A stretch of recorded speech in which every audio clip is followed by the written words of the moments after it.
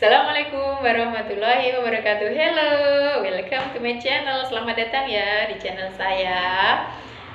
Silahkan menyaksikan video yang akan saya bagikan. Jangan di skip, like, subscribe, dan komen. Terima kasih.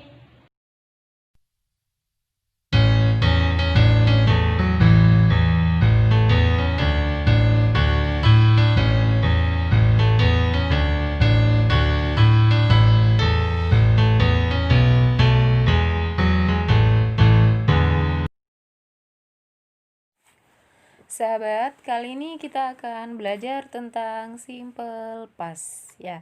Kenapa simple past itu penting? Nah, khususnya untuk yang SMP dan MTS itu sangat penting untuk belajar simple past karena simple past sendiri ini adalah masuk dalam teks naratif dan recount. Nah, kita nanti akan belajar tentang definisi dari simple past, kemudian fungsi dari simple past, keterangan waktu yang digunakan dalam simple past, dan contoh dari simple past. Yang terakhir nanti ada rumus dari simple past. Yang pertama, kita harus tahu tentang definisi dari simple past.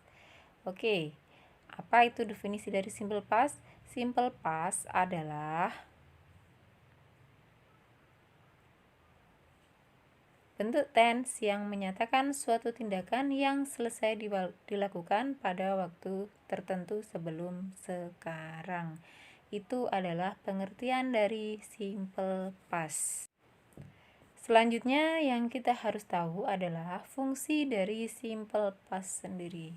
Simple past fungsinya adalah untuk membicarakan kejadian yang sudah selesai di waktu sebelum sekarang.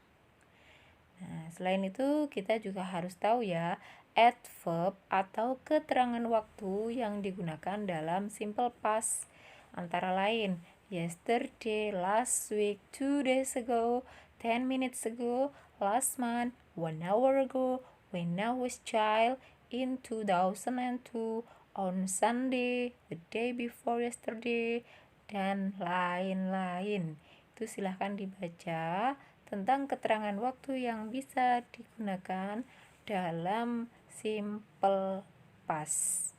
Yesterday dalam bahasa Indonesianya adalah kemarin, last week minggu lalu, 2 days ago 2 hari yang lalu, 10 minutes ago 10 menit yang lalu, last month bulan lalu, dan lain-lain. Selanjutnya, saya akan memberikan contoh tentang simple past. Ini contohnya dalam bentuk positif, negatif, dan tanya. Untuk yang bentuk positif, I went to school yesterday. Ini pakai when. When ini adalah verb 2 ya. Saya pergi ke sekolah kemarin. I didn't go to school yesterday. Keterangan waktunya adalah yesterday. Sudah kemarin.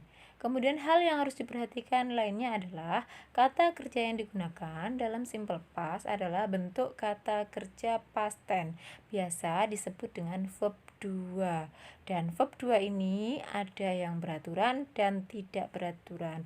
Untuk yang beraturan namanya reguler dan yang tidak beraturan namanya irregular. Untuk yang beraturan cukup ditambahkan ed di belakangnya verb. Kemudian untuk yang tidak beraturan atau irregular, maka itu sudah ada ketentuannya dari sananya. Oke? Sudah mengerti ya? Untuk yang reguler, itu contohnya di situ adalah walk. Tinggal menambahkan ed di belakangnya. Walked, talked, studied, called, dan lain-lain. Sedangkan yang irregular itu biasanya antara verb 1 dan verb 2 itu tidak sama ya. Seperti yang terpampang di situ. Teach, taught, get, caught, give, gave, eat, ate, bring, brought, drink, drank, dan lain-lain. Masih banyak sekali ya untuk irregular.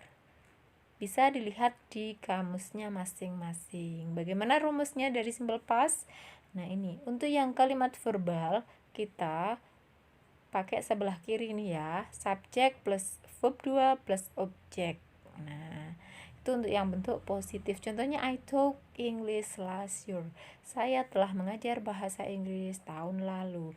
Untuk yang kalimat negatif seperti di situ, I didn't teach English last year. Ya, jadi tidak pakai verb 2 lagi. Kalau yang negatif itu kembali ke verb 1 karena sudah ada did. I didn't teach English last year. Saya tidak mengajar bahasa Inggris tahun lalu. Yang kalimat tanya tinggal did-nya ditaruh paling depan. Did I teach English last year? Apakah saya mengajar bahasa Inggris tahun lalu? Itu untuk yang kalimat verbal.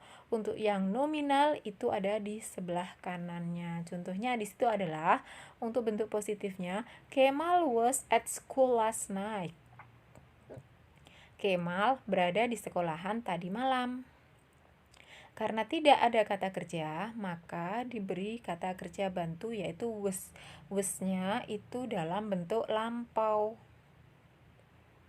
Nah, insya Allah mudah ya difahami. Kemudian ini adalah sebuah kalimat simple past yang ada dalam narrative text. Nah, itu di kalimat pertama ada there was a man who was living in North Sumatra. Itu adalah pakai to be ya. Itu kalimatnya adalah nominal. Untuk yang kalimat kedua itu baru kalimatnya verbal.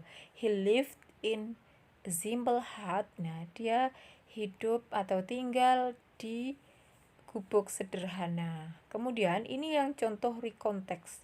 Yang contoh rekonteks ini juga keseluruhan kalimatnya menggunakan simple past. Di kalimat pertama kita bisa melihatnya I went to swimming pool with my friend. Nah, ini when-nya adalah kata kerja bentuk kedua. Saya telah pergi ke kolam. Bagaimana? Masih bingung atau sudah paham? Kelihatannya sudah paham semua ya. Alhamdulillah. Kalau belum paham, nanti bisa diulangi lagi, bisa dibaca lagi, dan bisa baca referensi-referensi lain. Oke, semoga apa yang saya sampaikan bisa dimengerti dan bermanfaat. Amin. Dan jangan lupa ikuti terus ya video-video pembelajaran saya yang akan datang. Thanks for your attention and see you for the next learning. Wassalamualaikum warahmatullahi wabarakatuh.